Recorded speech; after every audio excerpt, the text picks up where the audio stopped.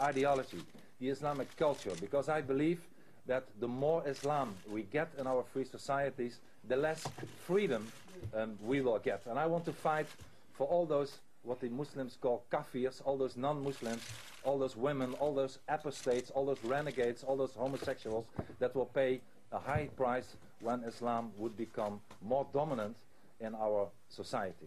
I'm very happy to speak today with my friend Lord Malcolm Pearson about when to reschedule the event in the House of Lords to show fitna again, because this is, of course, one of the most important things to do. But once again, not for me, not for Geert Wilders. Today is a victory for the freedom of speech, and I hope, once again, that the UK government will never turn back somebody for political reasons, because they don't like what they are saying. I love the United Kingdom. I applaud the UK independent court system that they made this decision, and I'm very happy to be here. So what do you say?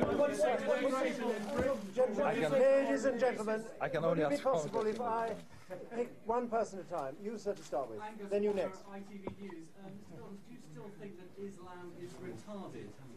Well, I said that about the Islamic culture, and of course I still believe, listen, I am not a cultural relativist.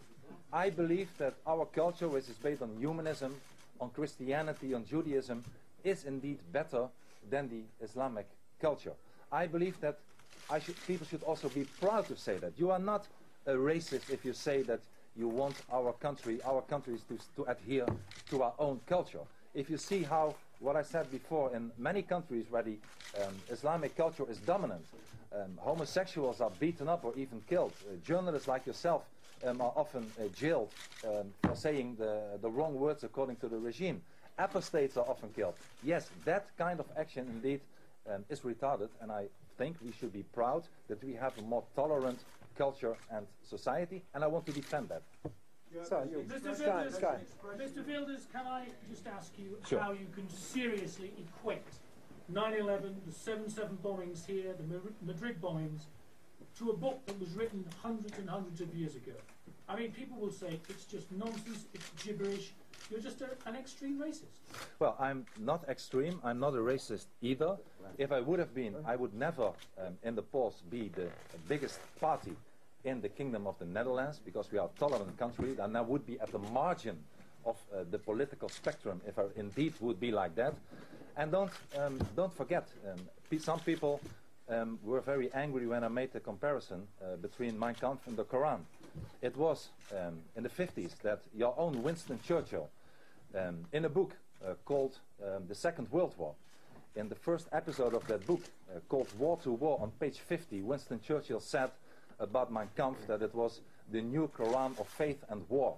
So I'm not the first one to make this comparison. Winston Churchill and many others, Oriana Fallaci, made that comparison.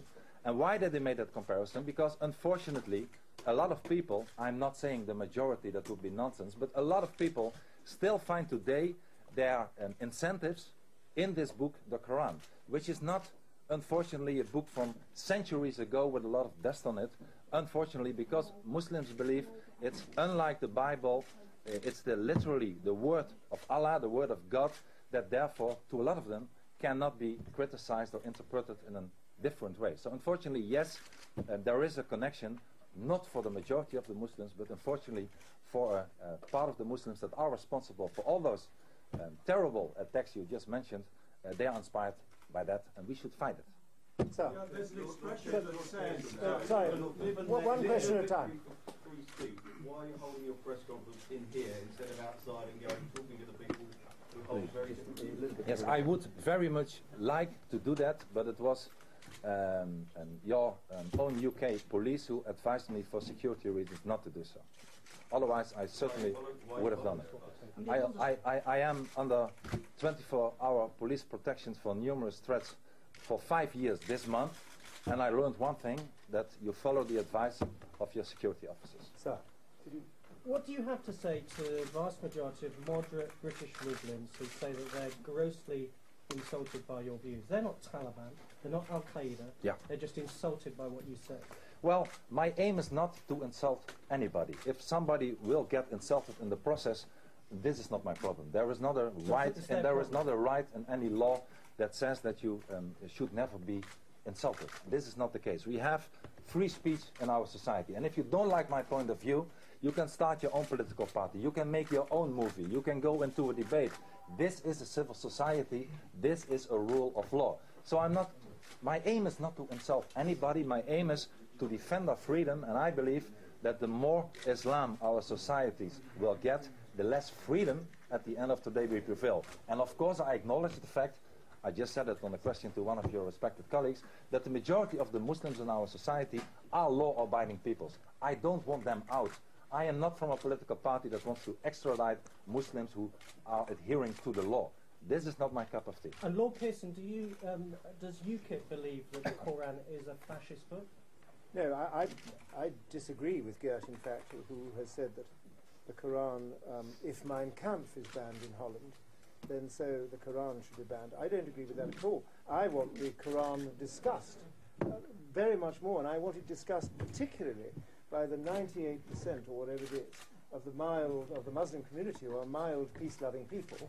But what I want them to do is to get up off their bottoms and take on their violent co-religionists who do base these acts of evil on the Quran.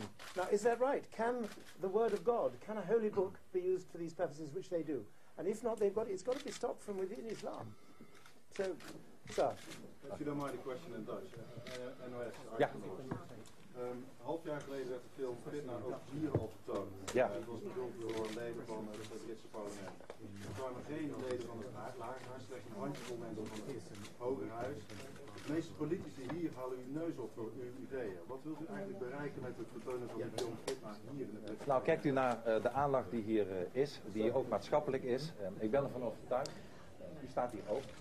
Geert Wilders answering questions from journalists, British journalists, but also Dutch journalists who accompanied the leader of the Freedom Party to Westminster, a media conference that's been hastily rescheduled or relocated, I ought to say, inside one of the House of Lords offices there. It's not actually part of the Palace of Westminster, but it's a separate office complex.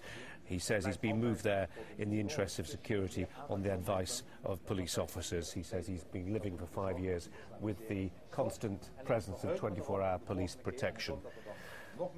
If you'd like to carry on listening to what Geert Wilders has to say, you can press our use our active service. Press the red button on your digital remote control. Coming up in the next few minutes, we're going to have